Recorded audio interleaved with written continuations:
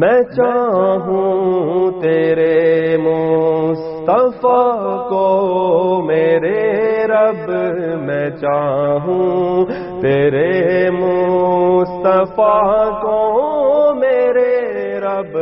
میں چاہوں نحمدہ تیرے ونصلی علی رسولہ الکریم، اما بعد فاعوذ باللہ من الشیطان الرجیم، بسم اللہ الرحمن الرحیم۔ کنتم خیر امۃ اخرجت للناس تعمرون بالمعروف وتنہون عن المنکر۔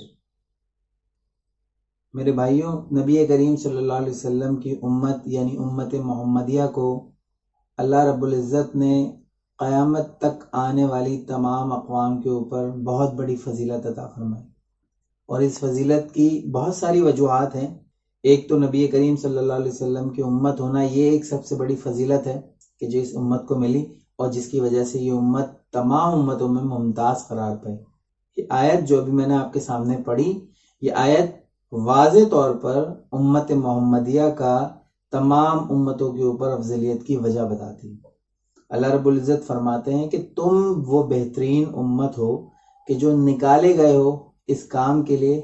کہ تم نیکی کا حکم دیتے ہو اور برائی سے روکتے ہو۔ یعنی ایک پیمانہ اللہ رب العزت کی طرف سے بتا دیا گیا کہ یہ امت افضلیت کی مستحق صرف اس بنیادوں پر ٹھہری ہے کہ اس امت کے ذمہ وہ کام لگایا گیا جو اس سے پہلے یہ کام امت کے انبیاء کرام کیا کرتے تھے، لیکن امت محمدی کو یہ فضیلت دی گئی کہ وہ کام اب اس امت کے لوگوں کے اوپر بھی ذمہ بھی ڈال دیا گیا۔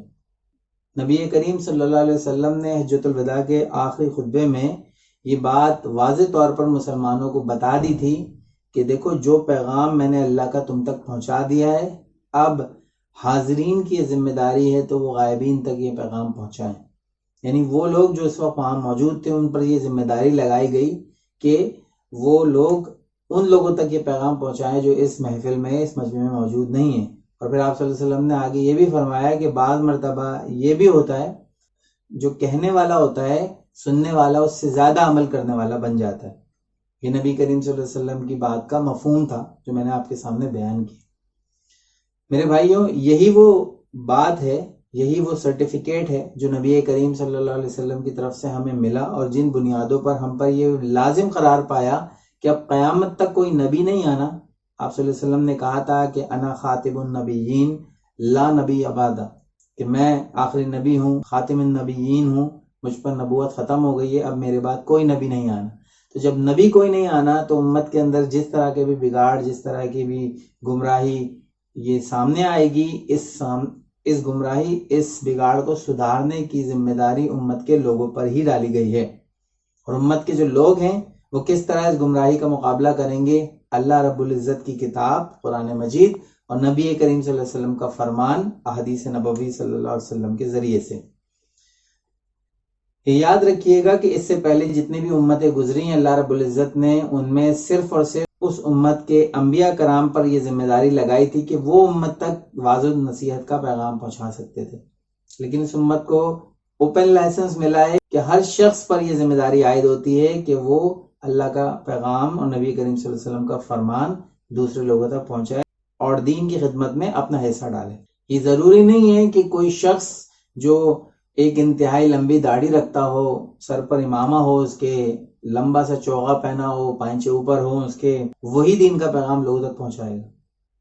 نہیں میرے بھائی، یہ ہر شخص کی ذمہ داری ہے کہ وہ اللہ رب العزت کا پیغام لوگوں تک پہنچائے اور اپنی آخرت کو سنوارے۔ اور یہ بات کسی انسان کی کہی ہوئی نہیں ہے، بلکہ انسانیت میں سب سے افضل انسان کی کہی ہوئی بات۔ حدیث کچھ اس طرح سے ہے کہ حضرت عبداللہ بن عمر رضی اللہ تعالی عنہ روایت کرتے ہیں کہ نبی کریم صلی اللہ علیہ وسلم نے ارشاد فرمایا کہ پہنچا دو گرچہ تم تک ایک آیت بھی کیوں نہ پہنچا، اور بنی اسرائیل کے واقعات بھی بیان کرو، اس میں کوئی حرج نہیں ہے، پس جس نے میری طرف جھوٹ باندھا وہ اپنا ٹھکانہ جہنم میں دیکھ لے۔ جی میرے بھائیوں، اس مختصر سی 1 سے 1.5 لائن کی حدیث کے اندر نبی کریم صلی اللہ علیہ وسلم نے تمام مسلمانوں کو یہ سرٹیفکیٹ دیا کہ آپ میرے بہاف پر دین کا وہ پیغام جو اللہ رب العزت نے مجھ پر نازل فرمایا ہے وہ دوسرے لوگوں تک پہنچا دیں۔ آپ ذرا تال میل دیکھیں ان دونوں باتوں کا کہ آپ صلی اللہ علیہ وسلم نے حدیث کے آخر میں واضح طور پر یہ کہہ دیا پس جس نے میری طرف جھوٹ باندھا وہ اپنا ٹھکانہ جہنم میں دیکھ لے. یعنی نبی کریم صلی اللہ علیہ وسلم کا پیغام بھی لوگوں تک پہنچانا ہے، آپ کی بات بھی لوگوں تک پہنچانی ہے، لیکن صرف وہی بات پہنچانی ہے جو آپ صلی اللہ علیہ وسلم نے ارشاد فرمائی. تو یہ بات آج اگر آپ سے کوئی کہتا ہے کہ جی آپ احادیث بیان کرتے ہیں، قرآن کی آیت بیان کرتے ہیں، آپ کو کس نے یہ حکم دیا، آپ نے کس سے یہ اجازت لی ہے، تو آپ کو اور میرا جواب صرف ایک ہونا چاہیے، اور وہ یہ کہ میرے نبی محمد الرسول اللہ صلی اللہ علیہ وسلم نے مجھے یہ سرٹیفکیٹ دیا ہے کہ بلغوا انی ولو آیا، کہ پہنچا دو، گرچہ ایک آیت ہی کیوں نہ ہو، میرے بیہاف پہ پہنچا دو لوگوں تک. اور یہ ہم پر ایک ذمہ داری ڈالی گئی ہے، اور جس ذمہ داری کو اللہ رب العزت نے ہم پر ڈالا ہے، کل قیامت کے دن لازمی طور پر ہم اس کے بارے میں جواب دہ بھی ہوں گے. اللہ رب العزت سے دعا ہے کہ نبی کریم صلی اللہ علیہ وسلم کے اقوال کو، احادیث کو لوگوں تک پہنچانے کی توفیق عطا فرمائے. وما توفیق الا تو باللہ العلی العظیم. سنت وآخر دعوانا ان ان الحمد للہ کی رب چلا العالمین. یا السلام علیکم ورحمۃ اللہ.